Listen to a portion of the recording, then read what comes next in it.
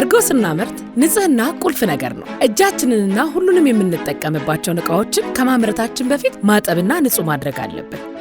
ጥሩ እርጎ ጥራት ካለው ጥሬ ወተት እናገኛለን። ስለዚህ ጥሬ ወተታችንን ስንረከብ 4 መሰረታዊ የወተት ጥራት መለኪያ መንገዶችን እንጠቀማለን። አንደኛ፣ የስሜት ሕዋሳትን በመጠቀም የሚደረግ የፍተሻ ዘዴ። ወተትን በማየት በማሽተትና አንዳንዴም አስፈላጊ ሆኖ ሲገኝ በመቅመስ ትክክለኛ መሆኑን ማረጋገጥ ያስፈልጋል። ወተት አቅራቢዎች የወተቱን የቆይታ ጊዜ ለማራዘም፣ የወተቱን መጠን ለመጨመርና ለማወፈር ሲሉ የተለያዩ ባዕድ ነገሮችን ሊጨምሩ ይችላሉ።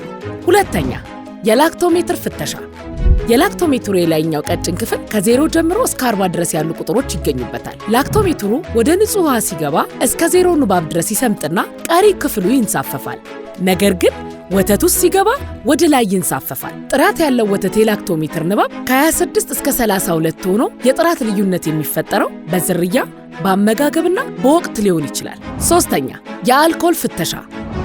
ለዚህ ፍተሻ ዘዴ የምንጠቀመው የአልኮል አይነት ኢታኖል ሲሆን የመጠጥ አልኮሎችን ለዚህ ዓላማ መጠቀም የለብንም። የኢታኖል አልኮሉ ጥንካሬ ከ68 እስከ 70% መሆን ይኖርበታል። የአልኮል ፍተሻን ለማከናወን ተመሳሳይ የአልኮልና የወተት መጠን ለምሳሌ 1 የሃይላንድ ክዳን መጠን ያለው ወተትና 1 የሃይላንድ ክዳን መጠን ያለው አልኮል በመደባለቅ ውጤቱን በማየት ማረጋገጥ ይቻላል። በፍተሻው ወቅት ወተቱ ሳይበጣጠስ ከቀረ ተቀባይነት ይኖረዋል። አራተኛ፣ የማፍላት ፍተሻ።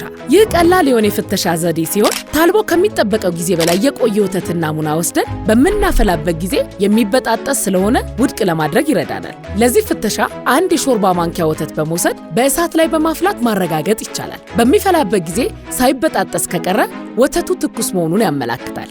ማጥለል። ወተት በአለባ ወቅትና ከአለባ በኋላ በዘቃጭና ተንሳፋፊ ባዕድ ነገሮች ሊበከል ስለሚችል እነዚህን ነገሮች ለማስወገድ በንጹህና ነጭ ጨርቅ ወይም በማይዝግ ወንፊት ማጥለል ያስፈልጋል።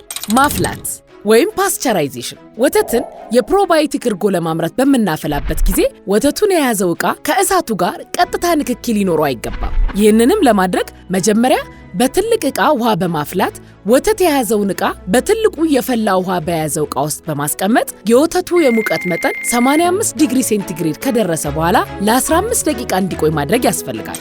ማቀዝቀዝ። ወተቱ በራሱ ጊዜ እንዲቀዘቅዝ ማድረግ የሚቻል ቢሆንም የወተቱ መጠን ብዙ ከሆነ ማቀዝቀዙ ረጅም ጊዜ ስለሚወስድ ወተቱን የያዘውን ዕቃ ቀዝቃዛ ውሃ ውስጥ በማስቀመጥ ማቀዝቀዝ ይመከራል። የማቀዝቀዝ ሂደቱ 45 ዲግሪ ሴንቲግሬድ እስከሚደርስ ይቀጥላል። የወባ እርሾ መጨመር።